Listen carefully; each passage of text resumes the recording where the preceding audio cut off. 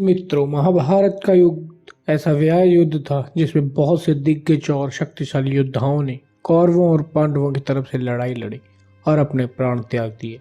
उन्हीं दिग्गज शूरवीरों में से एक थे कर्ण। ये तो सभी को पता है कि उनके जन्म होने के बाद से लेकर मृत्यु तक उन्हें कितनी ज्यादा यातना झेलनी पड़ी थी।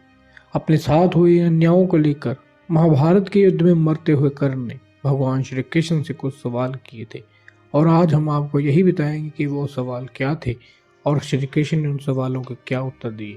उससे पहले अगर आपने हमारे चैनल को अभी तक सब्सक्राइब नहीं किया है तो इस चैनल को सब्सक्राइब जरूर कर लें। अर्जुन के हाथों जब कर्ण को बाण लगा और कर्ण को जब आभास हो गया कि अब मेरा अंतिम समय आ गया है तो उन्होंने भगवान श्री कृष्ण को अपने पास बुलाया और उनसे पूछा कि मैं कुछ सवालों का समाधान चाहता हूँ जो केवल आप ही दे सकते हैं। तब श्री कृष्ण ने कर्ण से बोले, जो भी पूछना है पूछो।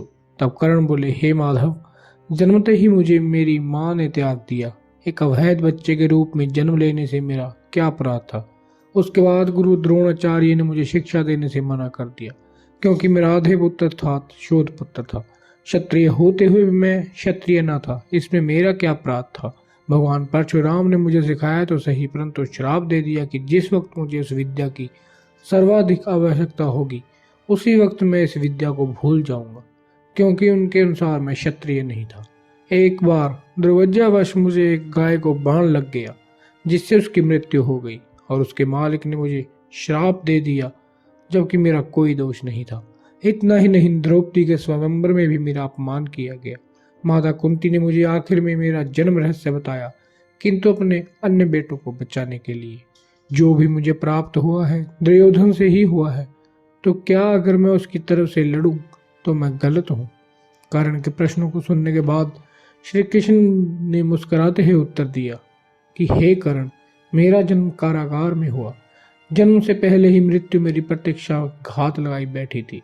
जिस रात मेरा जन्म हुआ उसी रात माता पिता से दूर हो गया। माधव ने आगे कहा, तुम्हारा बचपन खड्ग रथ घोड़े धनुष और बाण के बीच उनकी ध्वनि सुनते बीता। मुझे ग्वालों की गौशाला मिली, गोबर मिला और खड़ा होकर चल भी नहीं पाया उससे पहले ही कई प्राणघातक हमले झेलने पड़े। कोई सेना नहीं, कोई शिक्षा नहीं, लोगों से ताने ही मिले कि उनकी समस्याओं का कारण मैं हूँ। तुम्हारे गुरु जब तुम्हारे शौर्य की तारीफ कर रहे थे, मुझे उस उम्र में कोई शिक्षा भी नहीं मिली थी। जब मैं 16 वर्षों का हुआ तब कहीं जाकर ऋषि सांदीपनि के गुरुकुल पहुंचा। तुमने अपनी पसंद की कन्या से विवाह किया। जिस कन्या से मैंने प्रेम किया वह मुझे नहीं मिली और उनसे विवाह करना पड़ा जिन्हें मेरी चाहत थी या जिनको मैं राक्षसों से बचाया था। उन्हें जरासंध से बचाने के लिए मेरे पूरे समाज को यमुना के किनारे से हटाकर दूर समुद्र के किनारे बसाना पड़ा और युद्ध में रण छोड़ कर जाना पड़ा, जिससे कारण मुझे रण छोड़ भी कहा गया। अगर दुर्योधन युद्ध जीतता है तो तुम्हें बहुत श्रेय मिलेगा। धर्मराज युधिष्ठिर अगर जीतते हैं तो मुझे क्या मिलेगा। मुझे केवल युद्ध और युद्ध से निर्माण हुए समस्याओं के लिए दोष दिया जाएगा। प्रभु ने आगे कहा, एक बात का ध्यान रहे कर्ण, हर किसी को जिंदगी चुनौतियां देती है। जिंदगी किसी के साथ भी न्याय नहीं करती। दुर्योधन ने अन्याय का सामना किया है तो युधिष्ठिर ने भी अन्याय भुगता है, परंतु सत्य धर्म क्या है यह तुम जानते हो। कोई बात नहीं, अगर कितना ही अपमान हो, जो हमारा अधिकार है वो हमें ना मिल पाए, महत्व इस बात का है कि तुम उस समय उस संकट का सामना कैसे करते हो। जैसे कि सभी को ज्ञात है कि कर्ण एक दानवीर राजा थे, जिसके कारण श्री कृष्ण ने कर्ण के आखिरी समय में भी उसकी परीक्षा ली और कर्ण से ब्राह्मण के रूप में दान मांगा। तब दानवीर ने दान में अपने सोने के दान तोड़कर भगवान श्री कृष्ण को दे दी। इस दानवीरता से प्रसन्न होकर भगवान ने उन्हें वरदान मांगने को कहा।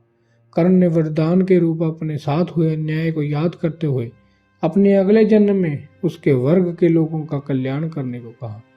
दूसरे वरदान के रूप में श्री कृष्ण को जन्म अपने राज्य में लेने को कहा और तीसरे वरदान के रूप में अपना अंतिम संस्कार ऐसी जगह करने को कहा जिस धरती पर एक भी पाप ना हुआ हो।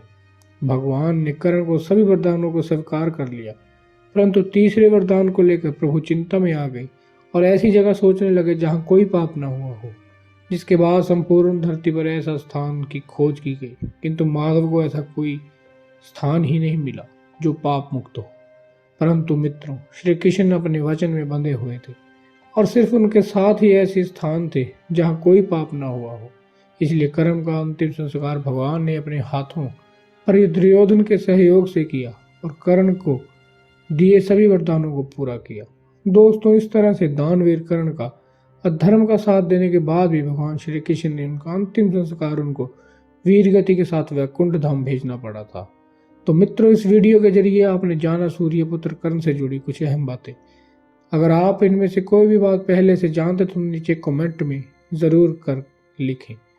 आज की इस वीडियो में बस इतना ही। हम उम्मीद करते हैं कि हमारी वीडियो के जरिए आपको कई सवालों के जवाब मिल गए होंगे। अगर ये वीडियो पसंद आई हो तो इसे लाइक और शेयर जरूर कीजिए।